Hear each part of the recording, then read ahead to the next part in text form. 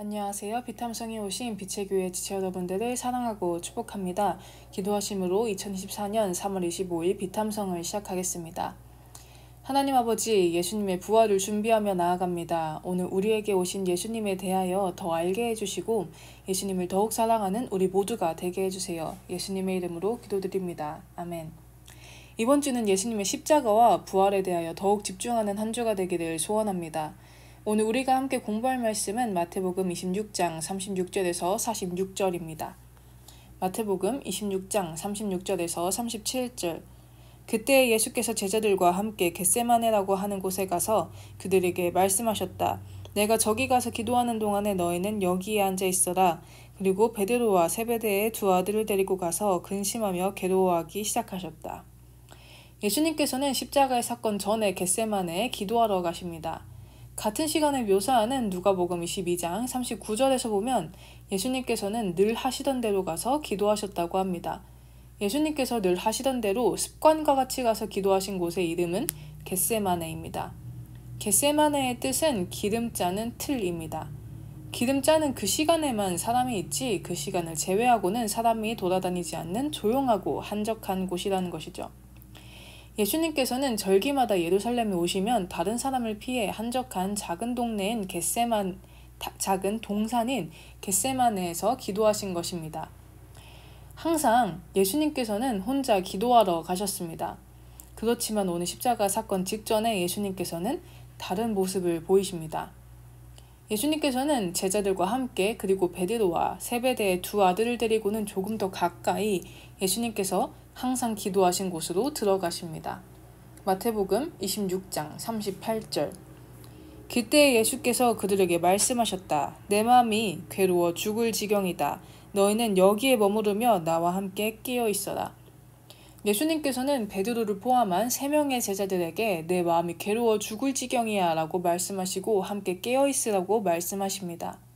그들에게도 함께 깨어 기도하라고 하시는 것이죠. 마태복음 26장 39절. 예수께서는 조금 더 나아가서 얼굴을 땅에 대고 엎드려서 기도하셨다. 나의 아버지, 하실 수만 있으시면 이 잔을 내게서 지나가게 해주십시오. 그러나 내 뜻대로 하지 마시고 아버지의 뜻대로 해주십시오. 예수님께서는 얼굴을 땅에 대시고 엎드려서 기도하십니다. 이때 당시에 기도하는 모습을 보면 보통 손을 들고 서서 기도했습니다. 예수님께서는 일어서서 손 들 힘도 없을 만큼 예수님께서 하신 말씀처럼 괴로워 죽을 지경이었기 때문에 얼굴을 땅에 대고 엎드려서 기도하십니다. 예수님께서는 무슨 기도를 하셨나요? 나의 아버지, 하실 수만 있으시면 이 잔을 내게서 지나가게 해주십시오. 그러나 내 뜻대로 하지 마시고 아버지의 뜻대로 해주십시오. 이렇게 기도하셨습니다. 예수님께서 그토록 피하고 싶으신 그 잔은 무엇일까요? 바로 하나님의 진노의 잔입니다. 시편 75편 8절. 주님은 거품이 있는 잔을 들고 계신다. 잔 가득히 진노의 향료가 섞여 있다. 하나님이 이 잔에서 따라주시면 이 땅의 악인은 모두 받아 마시고 그 찢기까지도 핥아야 한다. 하나님의 진노의 그 잔은 이 땅에 있는 악인들이 마셔야 하는 잔입니다. 예수님께서 고민하고 슬퍼하며 피하고 싶으셨던 그 잔은 우리의 죄의 잔입니다. 예수님께서는 피하셔도 문제 없으셨습니다. 본래 죄에 물들여져서 죄 속에 있는지도 모르던 우리가 마셔야 하는 하나님의 분노의 잔을 예수님께서는 십자가로 대신 마셔주신 것입니다. 예수님께서는 하나님의 분노의 잔을 십자가를 통해 구원의 잔으로 바꿔주시고 우리에게 주셨습니다. 우리는 흔히 십자가를 생각할 때 십자가로 인한 몸의 통증과 고통을 생각할 때가 많습니다.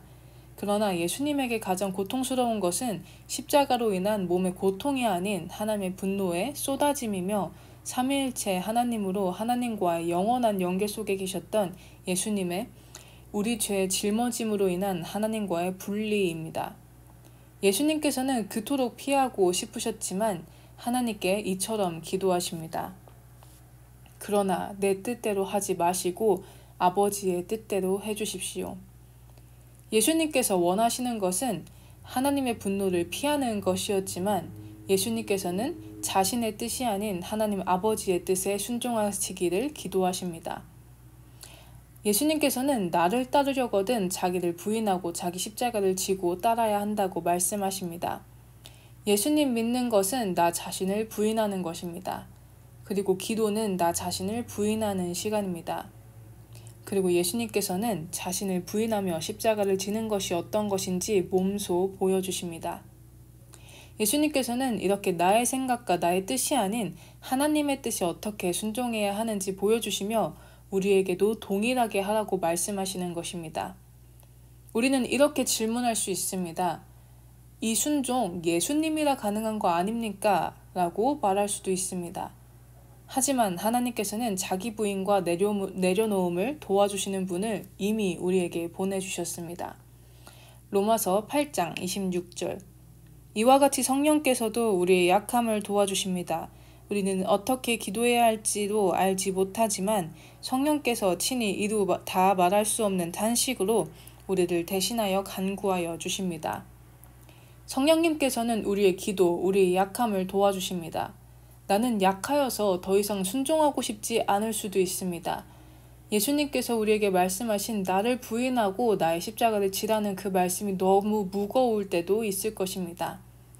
그러나 우리가 하나님, 나는 못합니다 라는 마음으로 힘이 없어서 가지런히 무릎을 꿇고 손을 모으지 못하고 그저 하나님 앞에서 엎드려져 있을지라도 하나님께 나아가서 기도하면 하나님께서는 우리가 올바른 기도를 할 수 있도록, 우리가 올바른 삶을 살아갈 수 있도록 인도해 주시고 도와주십니다.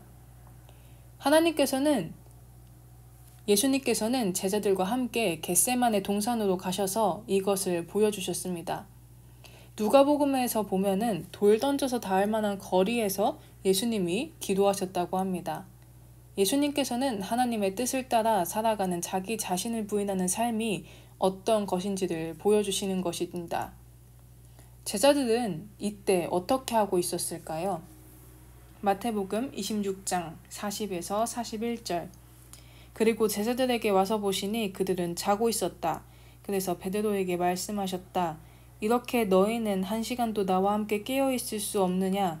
시험에 빠지지 않도록 깨어서 기도하여라. 마음은 원하지만 육신이 약하구나. 그들은 자고 있었습니다. 예수님께서는 자고 있는 제자들에게 이렇게 말씀하십니다. 이렇게 너희는 1시간도 나와 함께 깨어 있을 수 없느냐?